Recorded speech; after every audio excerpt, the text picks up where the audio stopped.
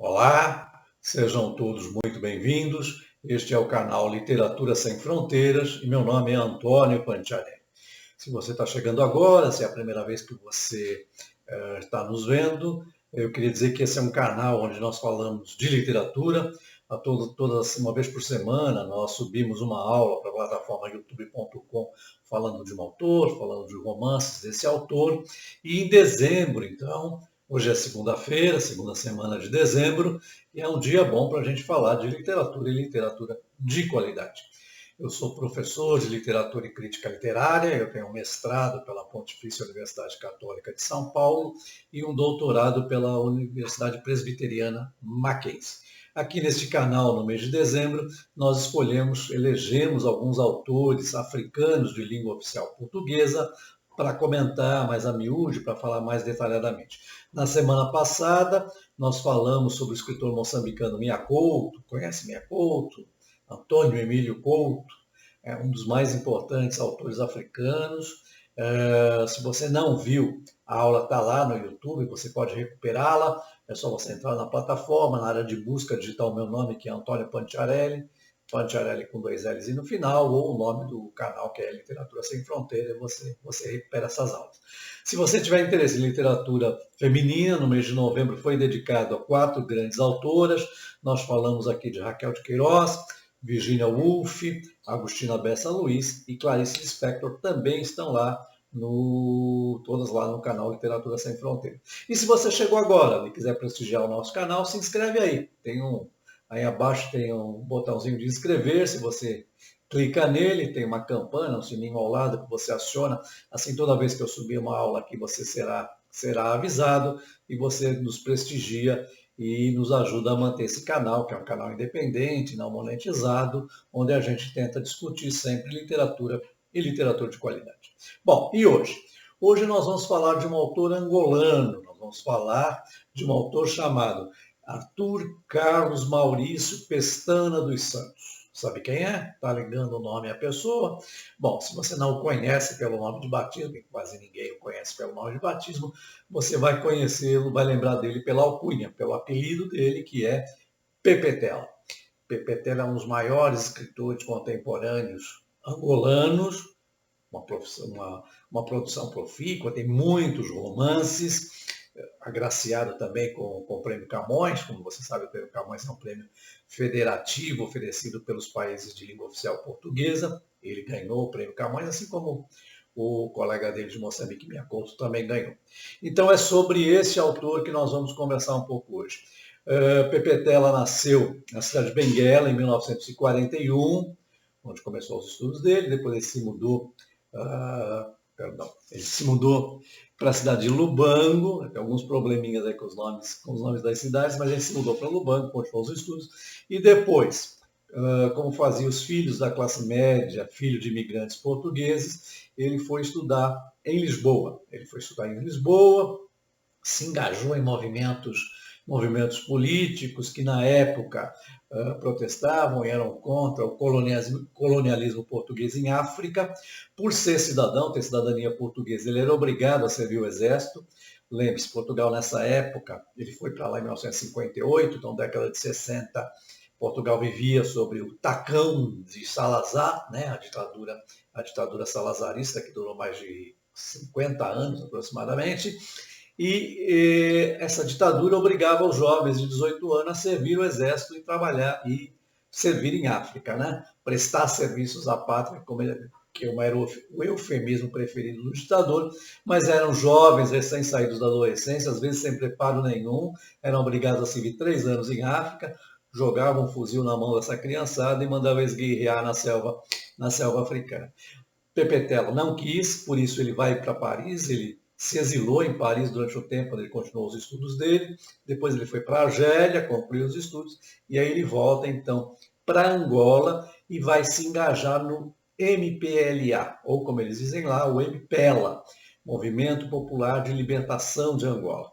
Era um movimento guerrilheiro, de origem marxista-leninista, e Pepetela torna-se um militante desse grupo guerrilheiro, esse grupo que vai combater o colonizador português da década de 60 até 1974, quando houve, enfim, em Portugal, a Revolução dos Cravos, que acabou com a ditadura salazarista, e Pepetela, então, era um militante político e um militante engajado nesta causa.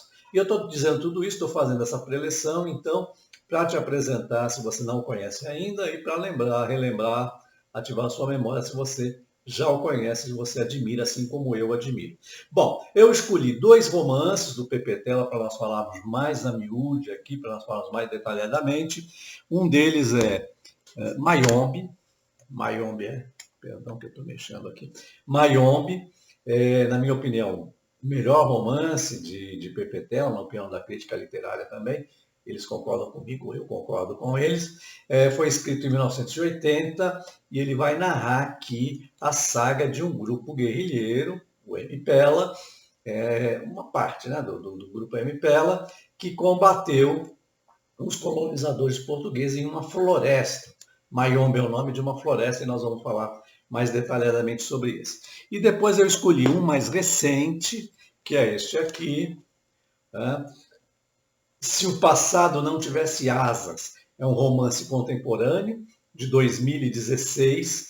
Nele, Pepetela vai narrar a distopia, né, que se vive em Angola, pós-comunismo, com o fim da antiga União Soviética, que apoiava o regime de partido único no governo de Angola desde a independência em 1975, e ele vai falar de uma Angola nos dias de hoje, né? Uma situação muito parecida com a brasileira, onde há pessoas muito ricas de um lado e muita miséria e crianças abandonadas de outro. Então esse aqui é o último romance dele, então nós vamos falar mais detalhadamente, mais a miúde, sobre Se o Passado Não Tivesse Asas. Bom, então para situar a situação é ótima, para situar o que era o movimento guerrilheiro MPELA em Angola, era um movimento que se iniciava nas aldeias, nos pequenos vilarejos, era uma guerra de guerrilha, eles queriam combater o colonizador português e, através dessa tática, uma tática que foi adotada com sucesso em Cuba, né, a guerra de guerrilha, chegar à capital, chegar a Luanda e expulsar o colonizador. Isso vai durar de 1960 até 1974, e Angola, assim como Moçambique, viveu 2 grandes guerras. A guerra contra o colonizador português, que vai da década de 60 até 1964, e depois a guerra civil, né? Uma guerra fratricida que deixou uma chaga muito grande, tanto em Moçambique quanto em Angola, e é caracterizada pelo uso das minas terrestres. Os grupos guerrilheiros minaram todo o território angolano. Há controvérsia sobre o número de minas terrestres, mas fala-se que deveria haver mais minas terrestres do que habitantes em Angola, e essas minas deixou muita gente mutilada, pessoas que inadvertidamente pisavam nas minas e explodiam, literalmente, perdiam pernas, perdiam braços. Então há toda uma geração de jovens que são mutilados, né? E esta é uma chaga social, uma chaga que Angola ainda vive, não pagou essa dívida social com o seu povo. Então, Pepetela, ele vai militar nesse movimento, depois aparecem 2 outros grupos, né? Lembre-se, o MPELA era de origem marxista-leninista, apoiado pela extinta União Soviética, e aparece então o FNLA, Frente Nacional de Libertação de Angola, um grupo mais à direita, que recebe o apoio da África do Sul e também o apoio da China, que nesse momento ainda combatia a União Soviética no campo ideológico, e depois aparece um grupo apoiado pela África do Sul. A África do Sul ainda vivia um regime de segregação, o apartheid, com medo de que grupos marxistas-leninistas, tanto de Angola quanto de Moçambique, invadissem o seu território. Eles vão apoiar e vão armar um movimento chamado UNITA, que é a União Nacional para a Independência Total de Angola, comandado por um cidadão chamado Jonas Savimbi. Então, havia 3 grupos guerrilheiros. Depois da saída de Portugal, depois da Revolução dos Cravos, faz uma saída um tanto quanto atabalhoada das colônias africanas. O MPELA acaba chegando ao poder, é o grupo vitorioso, mas nesse momento detona-se uma guerra civil com esses dois grupos sendo apoiados pela África do Sul e também pelos Estados Unidos. Ou seja, reproduz-se em território angolano a Guerra Fria entre Estados Unidos e União Soviética. Num determinado momento, a MPLA aniquila o FNLA, né? Vence esse grupo se esfacela, uma parte dele se incorpora à UNITA e vai haver então uma guerra que vai demorar ainda mais 12, 13 anos entre o MPLA e a UNITA. Há conversações de paz, primeiro em Portugal, propõe-se eleições, né, que os grupos depusessem as armas e partissem para eleições. Jonas Savimbi não aceita o resultado das eleições, que foi vencida por José Eduardo Santos, que depois tornou-se o ditador de plantão em Angola, e continua combatendo. A UNITA conquistou territórios muito ricos em diamantes, e com a venda, né, o tráfico desses diamantes, a venda ilegal desses diamantes, a UNITA conseguiu muito dinheiro. E isso significava armas, comprar muitas armas, ora da África do Sul, ora dos Estados Unidos, ora da China, e foi uma guerra fratricida, que vai durar então até a morte de Jonas Savimbi. Jonas Savimbi acaba morrendo numa batalha e assina-se então os acordos de paz e o MPLA, né, comandado por José Eduardo dos Santos, acaba sendo então o partido vitorioso que vai comandar Angola. O PPTela faz parte desse governo, ele era do MPLA e ele acaba sendo nomeado vice-ministro da Educação. Ele vai militar como militante e agora como político profissional. Ele cria a União dos Escritores Angolanos, que era um arremedo da União dos Escritores Soviéticos, que era uma história de caça às bruxas, porque o MPLA era de orientação stalinista, mas depois o PPTela acaba se desiludindo também com esse governo Zé Eduardo dos Santos. E eu estou falando tudo isso então para introduzir. Eu vou começar pelo fim. Nós vamos falar então de Se o Passado Não Tivesse Asas. Como eu disse então, nesse livro aqui, o PPTela vai contar, vai narrar a saga de duas personagens, Rimba e Caçule, duas crianças órfãos de guerra. Rimba mora com os pais numa aldeia que está sendo arrasada pela guerra civil. O pai era um professor da escola primária, a mãe era uma enfermeira. Eles resolvem sair da cidade, abandonar tudo e tentar a sorte, tentar morar com um parente que tinha melhores condições em Luanda, para que os filhos continuassem os estudos. Eles resolvem sair da cidade numa espécie de pau de arara, né, um caminhão tão familiar para a gente aqui no Brasil, só que esse caminhão é atacado pelo grupo guerrilheiro, né, eles acabam atacando o caminhão para roubar. Pimba se perde da família e ela vai fazer uma empreitada sozinha para chegar a Luanda, uma menina de 11, 12 anos, e ela vai morar na rua. E esse é o drama de muitas crianças que hoje vivem perambulando pela cidade de Luanda. Luanda hoje é uma metrópole com mais de 6 milhões de habitantes e existe lá, então, uma ilha chamada Ilha do Cabo, que recebeu o nome depois de Ilha de Luanda, que é um braço de mar. Nesse braço de mar, que é muito frequentado pela gente rica, gente endinheirada de Luanda, e por isso tem muitos restaurantes, tem fartura de comida, e as crianças vão se amontoar, vão viver nesse pedaço de braço de mar chamado Ilha de Luanda, porque eles vão buscar os restos de comida que os restaurantes, né, para quem pode pagar, tem muita comida, fartura de comida nesses restaurantes, mas lá para as 4, 5 horas da tarde, depois que os restaurantes fazem a limpeza na cozinha, esses restos são jogados nos contentores de lixo e as crianças então vão atrás dessa comida. Alguns até se jogam dentro dos contentores para poder pegar restos de comida. Então ele vai contar a história dessas duas crianças, Rimba e Caçule, que um parênteses, Caçule é o nome que se dá na língua banto para o último filho, né? A última criança, eles chamavam de Caçule.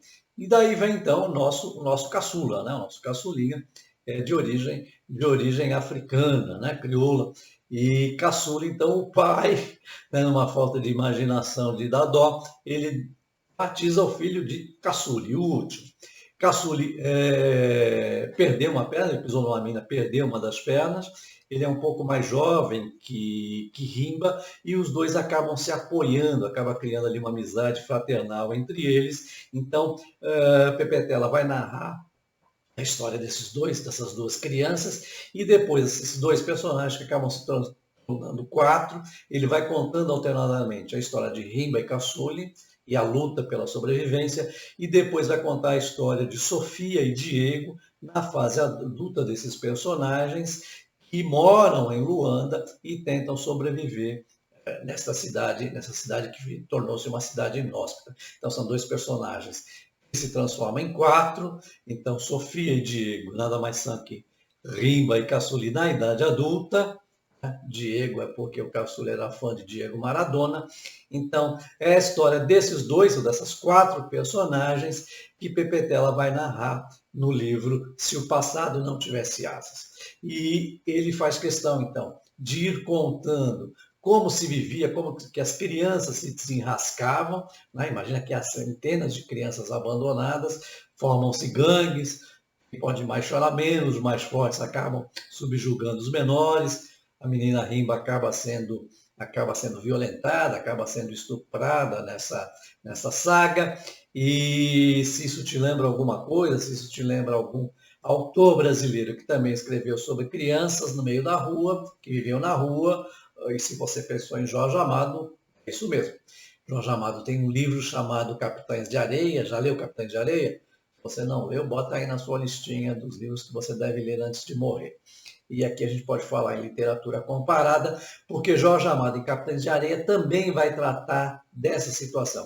Crianças abandonadas que vivem na cidade de Salvador e que tentam se desenrascar, são órfãos, né? Que não tem pai nem mãe, os maiores batem nos menores, subjugam os menores, tentam sobreviver, pequenos roubos, pequenos expedientes, e então Salvador é uma cidade que lembra muito Luanda, inclusive, no aspecto geográfico e no aspecto dos habitantes, e é isso que eu falo, a injustiça social. Né? É importante dizer que Luanda criou uma casta, Angola criou uma casta de milionários, que era exatamente gente que era do MPLA, ou que estava próximo do MPLA, aquelas pessoas que gravitam em torno do poder, com o esfacelamento da União Soviética em 1989 e o fim do comunismo. Angola e Moçambique deixam de ser oficialmente países socialistas. Eles nunca foram socialistas, era mais capitalismo de Estado. Mas pronto, eles aderem de forma alegre e saltitante ao capitalismo, uma espécie de capitalismo selvagem, e essas pessoas que gravitavam do poder, essas pessoas que eram do MPLA, acabam fazendo grandes fortunas ao fazerem negócio com a China. No vácuo deixado pela União Soviética, a China vai ocupar esse espaço, a China entra com força muito grande na área de construção civil, né? Anda da noite para o dia, se transforma com centenas de espigões. Eles vão trabalhar também na infraestrutura, a exploração de petróleo e nas minas de diamante, ou seja, a China se torna uma espécie de dona do pedaço depois que a União Soviética, com o fim da União Soviética, né? E acaba fazendo, então, a casta de milionários. Então, de um lado você tem gente com muito dinheiro, pessoas bilionárias, e depois do outro lado você tem a miséria, você tem crianças, os órfãos de guerra, que vivem mendigando pelas ruas e que vivem entrando nos contentores de lixo para pegar restos de comida. Te parece familiar isso com o Brasil? Muito ricos de um lado, muitos pobres do outro, pouca gente concentrando a riqueza do país. É isso que Pepetela vai falar, então, se o passado não tivesse asas. E depois ele vai narrar do outro lado com a história de Sofia e Diego, os meninos já adultos que mudaram de nome a toda uma sequência aí que justifica essa mudança de nome. Eles melhoraram de vida. Sofia, uma guerreira que acaba estudando e se torna sócia de um restaurante, um pequeno restaurante no sul da ilha, mas que acaba caindo nas graças dos playboys, né? Da gente endinheirada que vivia um dolce far niente, à custa da riqueza acumulada pelos pais, o povo que gravitava em torno do MPela, e eles gastam dinheiro com carrões, com roupas de grife, com jantares, com bebidas, com vinhos importados, e eles acabam então fazendo do restaurante onde Sofia trabalha uma espécie de ponto de encontro. Então, Pepetela vai me contar de um lado a desgraça e a miséria das crianças abandonadas, os órfãos de guerra, e do outro lado a opulência, né?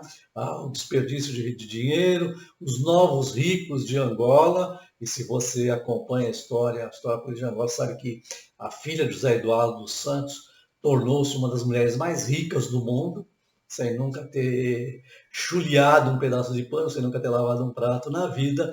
Hoje ela é de uma grande fortuna, está tendo problemas agora lá em Portugal, mas tornou-se uma mulher bilionária, porque era filha do mandatário número 1 de Angola. Então é isso que Pepetela vai falar neste livro aqui. Se o passado não tivesse asas, é uma história pungente, uma crítica social bastante intensa e pode, se você não conhece a realidade de Angola, conhecer um pouco através dessas duas histórias e 4 personagens. Essa edição que eu tenho aqui é uma edição da Leia. A Leia é a editora que publica Pepetela tanto em Portugal quanto no Brasil. É uma edição bem cuidada, está em catálogo. Agora, se você acha que o livro está caro, eu também acho. O Brasil está proibitivo. Você pode procurar em sebo. Se você está em São Paulo, tem um sebo muito bom, grande ali na João Mendes. Se você está fora de São Paulo, você pode procurar num site chamado Estante Virtual, que acho que pertence à Livraria Cultura, se não me engano, que agrega vários sebos ali e eles vendem mandam entregar pelos correios. Os preços são bacanas. Enfim, não é por falta de livro que você vai deixar de ler Pepetela. Bom, agora uma pausa para os nossos comerciais. Eu fiz, né, por necessidades econômicas, por causa da crise, um crowdfunding numa plataforma chamada apoia-se.com. Antônio Pantiarelli, o link está aqui embaixo, se você tiver interesse, onde eu estou pedindo assim, uma contribuição das pessoas que prestigiam esse canal para que eu possa investir em equipamentos, comprar uma câmera digital de melhor qualidade, ou seja, manter o canal vivo. São contribuições módicas, entre 5 e 20 reais, mas claro, se a pessoa quiser doar mais que 20 também pode. E para quem doar de 20 ou mais, como retribuição, como uma forma de agradecimento, eu me proponho a dar uma aula particular para esse colaborador, para esse contribuinte. Basta que você mande um e-mail dizendo que você fez a contribuição lá na plataforma e a gente agenda uma aula, uma videoaula. São aulas de 45 minutos com o tema, a escolha do colaborador, do contribuinte. Pode ser redação, pode ser literatura, pode ser português. É uma forma da gente retribuir. Mas a partir de R$5 você pode doar qualquer quantia lá no canal, na plataforma, e vai nos ajudar a manter esse canal. Então é apoia-se.com/br. Eu sei que é deselegante passar o chapéu, mas a situação nos obriga para a gente continuar trabalhando aqui. Obrigado pela atenção. Bom, voltando então para Pepetela, o segundo romance com que eu quero falar com vocês aqui hoje é este aqui. É Mayombe. Mayombe é de 1980, foi escrito em 70, foi publicado em 1980, também está no catálogo da Leia. É um romance, na minha opinião, o melhor romance de Pepetela. Essa edição aqui tem 250 páginas, é tranquilo para ler. E o que fala Mayombe, então? Bom, Mayombe é uma região de floresta, que pertence ao Congo, Angola e ao Gabão. É como se fosse a nossa floresta amazônica, que pertence ao Brasil, Peru, Colômbia. Lá, o Mayombe é uma região de floresta também, floresta tropical, que pertence, então, a esses países. E o grupo guerrilheiro do MPela acaba resolvendo combater nessa região do Mayombe, porque, imagina só, eles haviam uma madeireira dos colonizadores portugueses, que cortavam as árvores, né? faziam o que queriam lá da região, era uma espécie de Casa da Mãe Joana, árvores nobres, e que depois mandavam para fora e os angolanos ficavam a ver navio e corriam o risco de desmatamento. Te parece familiar isso?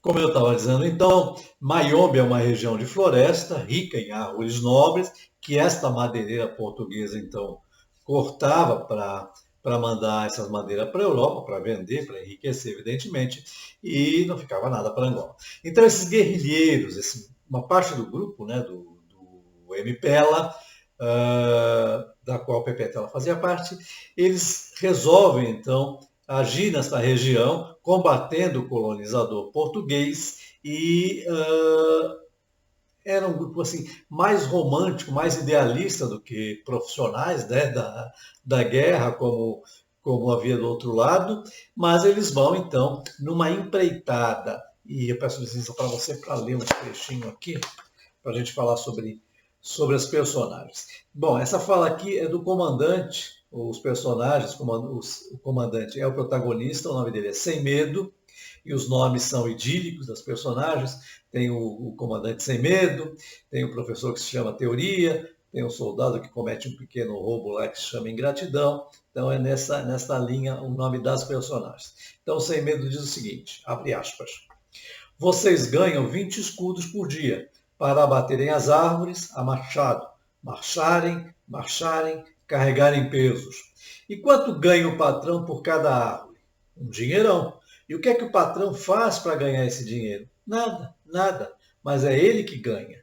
As árvores são do patrão? Não, são vossas, são nossas, porque estão na terra angolana. Isso é exploração colonialista.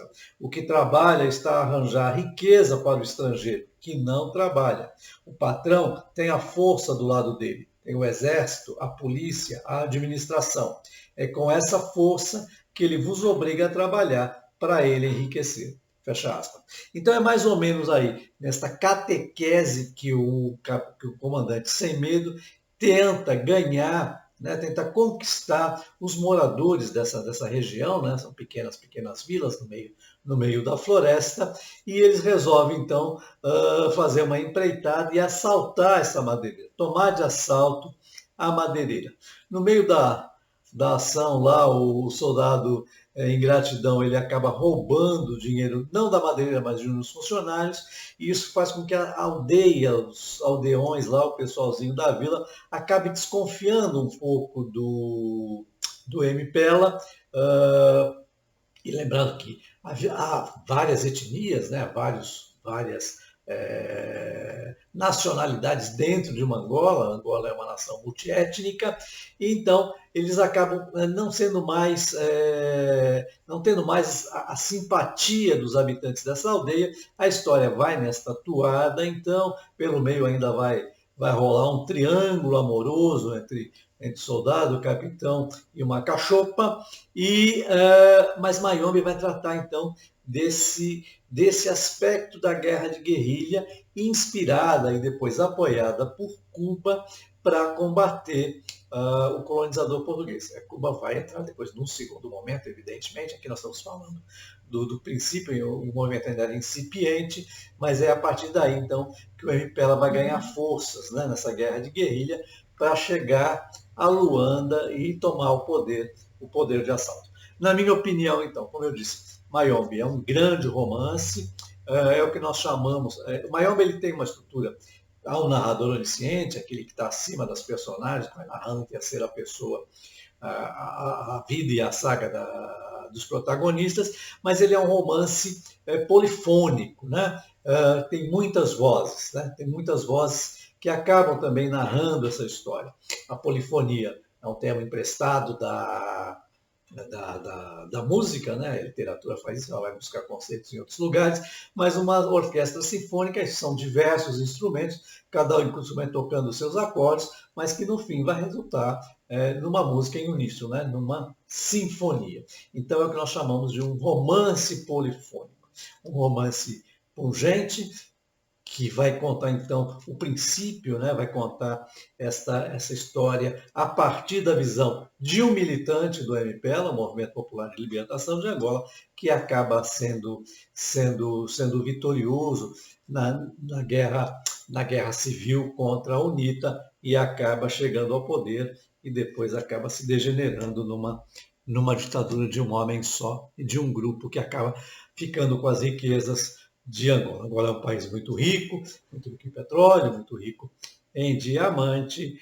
mas que nos é muito familiar nessa história da desigualdade.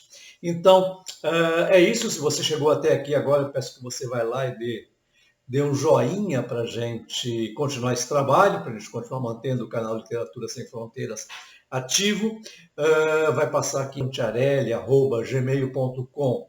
Se você quiser, você ainda é daqueles como eu que escreve e-mail, então, se você quiser escrever um e-mail para mim, dando sugestões, comentando essa aula de hoje, sugerindo algum autor que eu não falei ainda, algum romance, fique à vontade. Eu sempre respondo os e-mails que eu recebo, eu respondo a todos os e-mails, tenho muito prazer nisto. E se quiser criticar também fique à vontade. Se você puder, tiver pachorra, vai lá embaixo agora, deixa um comentáriozinho, diz se você concorda comigo, se eu estou no caminho certo ou não, faz uma crítica. Isso é bom porque me dá um feedback para eu saber se eu estou trilhando o caminho certo aqui no canal Literatura Sem Fronteiras. Bom, eu volto na próxima semana então, vou continuar falando de Angola, de uma Angola mais contemporânea, mais atual, vou falar de um autor jovem, uma jovem de muito talento, chamado Onjak, já ouviu? Se não, anota esse nome aí no seu caderninho, nós vamos falar sobre a literatura contemporânea desse rapaz de muito talento chamado Onjak. Então, se você não se inscreveu ainda, aproveita o momento, vai lá, se inscreva, aciona a campanazinha lá para você ser lembrado toda vez que eu subir uma videoaula aqui para o canal. Então, eu espero você na próxima semana. Muito obrigado por sua prestigiosa assistência, um forte abraço e até lá.